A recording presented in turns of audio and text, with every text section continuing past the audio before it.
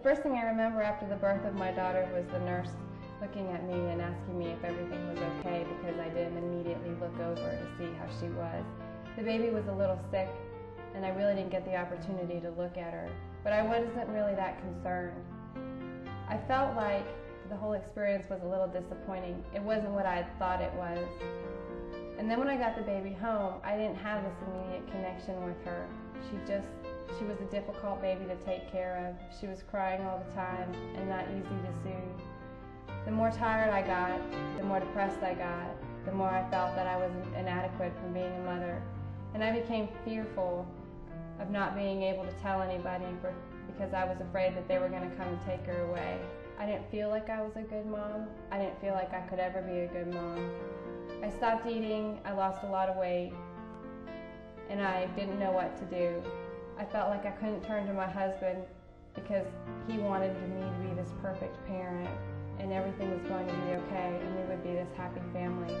And that's really not the way things worked out. After the first month, I was so exhausted. I wasn't sleeping at night. I was up at 3 a.m. just sitting there doing nothing. The baby was constantly crying. I couldn't soothe her in any way. It was just an awful experience for me. I really wished at that point that I was just another person because this was all way too much. Approximately 80% of women experience postpartum blues, which is different than postpartum depression. Postpartum blues occur days after birth and may last up to 6 weeks. Symptoms include mood swings, uncontrollable crying, unexplained sadness, anxiety, and lack of focus. Postpartum depression is more severe. It occurs from 2 to 6 weeks postpartum and can last up to 2 years.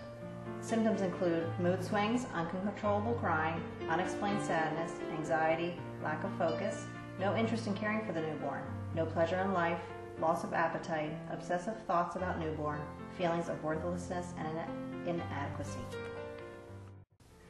Risk factors of postpartum depression include previous personal or family history of depression, lack of social support system, stressful life events, depression and anxiety while pregnant, young adult, substance abuse, anxiety and negative feelings about pregnancy. A couple weeks after our little boy was born and we returned home from the hospital, I noticed my wife wasn't quite the same. She didn't want to get out of bed. She didn't want to take a shower or cook dinner. And most importantly, she just didn't want to play with her little boy. So after talking with my personal physician about this, he gave us some referrals and some recommendations on who to talk to. And fortunately, we were able to find some good help. And my wife was diagnosed with postpartum depression. And so after we went through their help, about a year and a half later, so my wife actually came back to her normal self, the person I married, and loves to play with our boy and have a normal life. It is extremely important to get help when you see signs of postpartum depression. Short-term treatment options for family members include offering help to the mom, giving her a break, being available to listen to her feelings, encouraging her to talk. Short-term treatment options for moms include getting a good sleep, eating well, expressing feelings to family members or others. In all cases, if the symptoms last longer than 2 weeks, call your physician. Long-term treatment includes physician consultations to a psychologist and/or psychiatrist, one-on-one therapy, prescribed medications which could include anti-anxiety or antidepressants, support group attendance. If you notice symptoms including insomnia, fearful and emotional swings, delusional beliefs, auditory hallucinations, losing touch with reality, thoughts of hurting self and/or baby, you need to contact your physician immediately. These are signs of postpartum psychosis, which is an emergency situation. These symptoms can start anywhere within the first 24 to 72 hours. This is an immediate threat to the life of the newborn and possibly the mom. I never thought my sister Carly ever had an issue with psychosis. But after her first baby was born, she became very depressed. And a year later, she had another baby.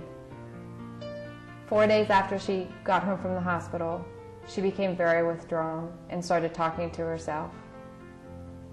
When Jeff came home from work that day, he saw both babies dead. One was only 4 months old, and the other one was 1.5 years. We were shocked. We didn't know. We didn't know that this was happening to her. Evidently, when everything came down to the end, she was hearing voices telling her that the babies were possessed, and that in order to save the babies and save herself, she had to kill them. It was awful. She was devastated when she came to, when she finally got on medicine. It was the worst thing that ever could have happened to us. We just didn't know.